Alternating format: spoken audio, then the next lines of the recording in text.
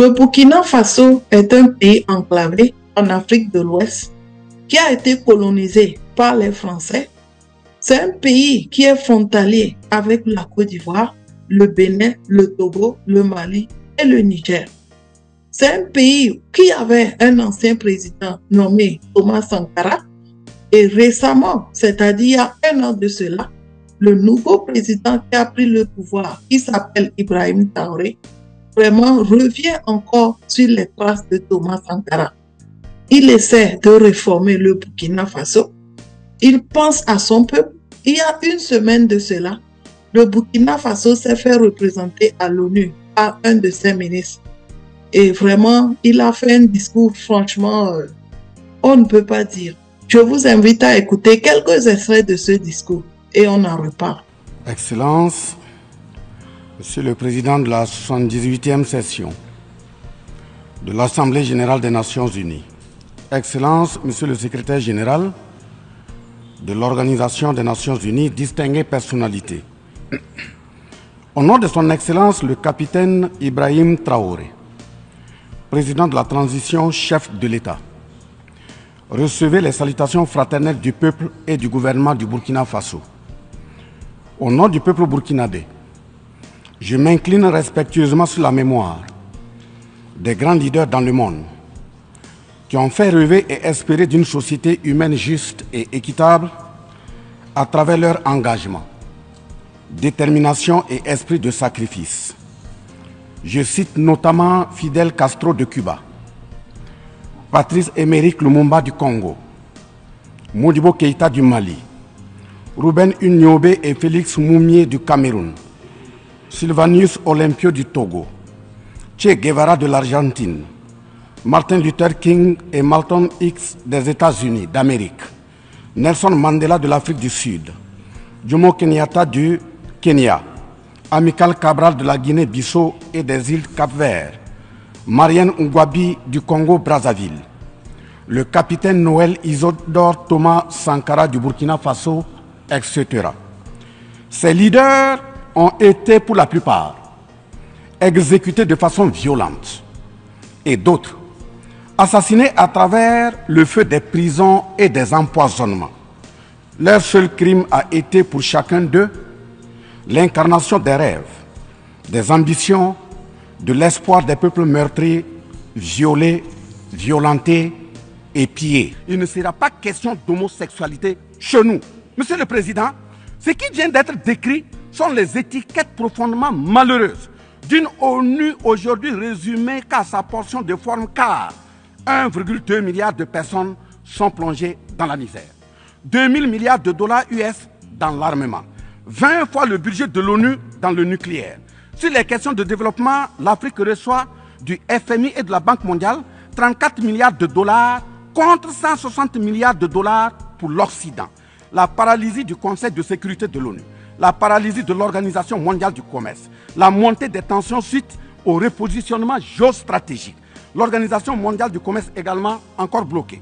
Le Fonds monétaire international FMI et la Banque mondiale qui fonctionnent en véritable usurier.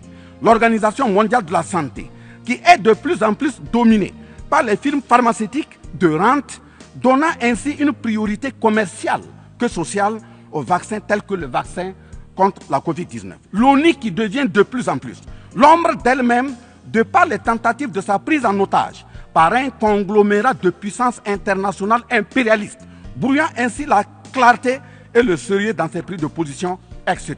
Par conséquent, les peuples africains en général, et sahéliens en particulier, se battront vigoureusement pour que la CEDEAO, l'Union africaine et l'ONU soient des institutions au service véritablement des peuples du monde pour leur profonde émancipation et le progrès social véritable.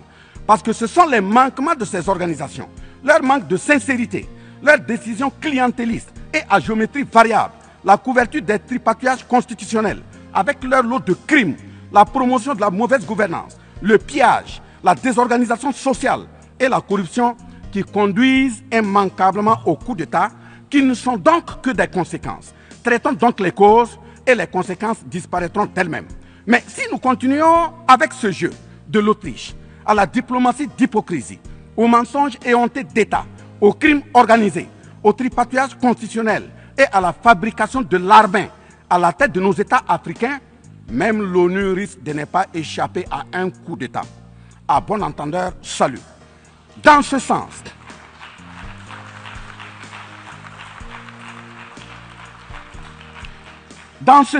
et afin de prendre leur destin en main, le Mali, le Niger et le Burkina Faso ont signé l'Alliance des États du Sahel, en abrégé AES. L'AES est une architecture pour la sécurisation de nos pays, partant du traité révisé de l'autorité de développement intégré de la région de l'Iptako-Gourma. Prenant en compte la situation sécuritaire et surtout le manque de franchise dans le partenariat, il s'agit de compter sur nos propres ressources en recherchant la mutualisation de nos moyens et à œuvrer à faire disparaître les discontinuités dans les espaces de manœuvre opérationnels. Monsieur le Président, je vous signifie avec force et fermeté, dans une haute et intelligible voix que, primo, nous, peuple africain, sommes foncièrement démocrates. Pour preuve, notre attachement à la dignité humaine transcende la démocratie.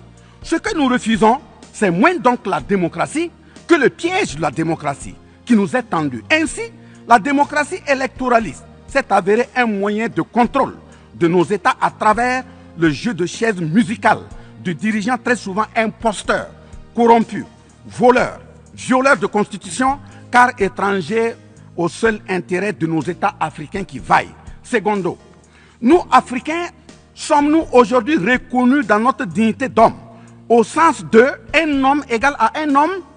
La réponse assurément est non, au-delà des convenances circonstanciées, pour nous endormir et mieux nous asservir. Triste pour le continent noir, reconnu scientifiquement comme berceau de l'humanité, mais dans la réalité humilié, placé sous contrôle dominé. Des indépendances factices aux guerres fratricides, de la démocratie électoraliste aux aides biaisées, des guerres de rapine au terrorisme malicieusement fabriquées, entretenues et injectées dans nos contrées africaines, notamment au Mali, au Burkina Faso et au Niger. Il y a une seule constante: nous dominer, maintenir le pied sur notre cou, tel le cas de notre malheureux frère George Floyd aux États-Unis, ici même. Est-ce cela la démocratie? Et il se trouve des partisans de cette conception étriquée de la liberté pour justifier intellectuellement l'asservissement et la barbarie contre nos peuples en lutte pour leur dignité et leur souveraineté au nom d'un principe paradoxal de liberté qui, in fine, assassine la liberté. Oh liberté, quel crime n'a-t-on pas commis en ton nom? C'est pourquoi nous décidons désormais de dire non. Non à tous ces amis qui veulent du bien au point de nous menacer de guerre pour imposer leur amitié. Nous adapterons notre démocratie tant brandie et chantée par des loups dans des pots de bélier afin de sécréter par nous-mêmes le leadership politique adéquat pour nos peuples en vue de leur bonheur. Oui, l'émancipation totale et le progrès social véritable pour nos peuples constituent la finalité de toute action, qu'elle soit politique, économique, socio-culturelle et ou sécuritaire. Troisièmement, les peuples africains en général, et ceux sahéliens en particulier, ont découvert des chaînes d'aliénation économique, sécuritaire, socio-culturelle matérialisées en accord secret avec la France et sont engagés à les casser pour leur émancipation véritable. Ce sont entre autres, premièrement, la dette coloniale. Nous n'allons pas fermer les yeux et la payer tout en laissant nos populations mourir de faim et de soif et voire de maladie. Deuxièmement, la question de la monnaie dont le franc CFA, appelé franc des colonies françaises d'Afrique, n'est pas une priorité africaine. Au plan juridique, la propriété est le droit de jouir et disposer des choses de la manière la plus absolue. Confère article 544 du Code civil français chez eux-mêmes. Un brevet est donc détenu par la France sur le franc CFA. Elle est par conséquent propriétaire du franc CFA et elle la loue aux États francophones africains. Ce qui est marrant en plus est que le billet produit par la France pour l'Afrique de l'Ouest diffère de ceux de l'Afrique centrale en valeur monétaire sous la même appellation franc CFA. Le seul document reconnaissant le franc CFA est le décret numéro 45-0136 du 26 décembre 1945 dont les signataires furent Charles de Gaulle, président du gouvernement provisoire, René Pleven, ministre des Finances, et Jacques Soustel, ministre des colonies. Quatrièmement, la priorité aux intérêts aux entreprises françaises dans les marchés publics et appels d'offres publics, c'est terminé. Cinquièmement, le droit exclusif de fournir des équipements militaires et de former les officiers militaires des colonies, là également c'est terminé, etc. Quatrièmement, personne n'applaudit un coup d'État. Mais si nous ignorons que ces coups d'État sont souvent des conséquences de la mauvaise gouvernance et des tripatouillages constitutionnels pour s'offrir des mandats supplémentaires, il y en aura toujours.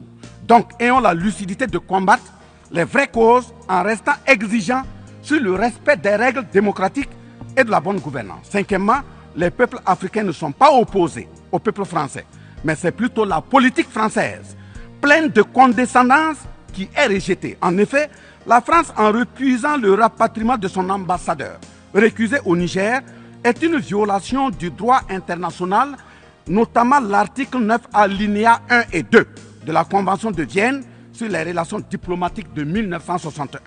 En décidant de l'interdiction des artistes du Burkina Faso, du Mali et du Niger en France, c'est une méconnaissance très grave de la portée culturelle en tant que moteur d'équilibre familial, communautaire, voire national. L'artiste est un médecin du psychique, même à distance. En déclarant qu'ils ne veulent pas de chômeurs, de migrants, de voleurs, etc. en France, nous en Afrique en général, et au Sahel en particulier, ce sont les producteurs de chômeurs et de voleurs via le pillage cynique de nos ressources que nous ne voulons pas. Mais sincère reconnaissance au peuple du monde, à l'ensemble des personnalités à tous les niveaux dans le monde qui comprennent et accompagnent le Burkina Faso, le Mali et le Niger dans cette montée certes difficile, mais s'adhère totale sur le chemin de la pleine émancipation, l'expression de la dignité, de l'honneur, de la liberté, de l'égalité, de la prospérité, de la justice et donc de la paix.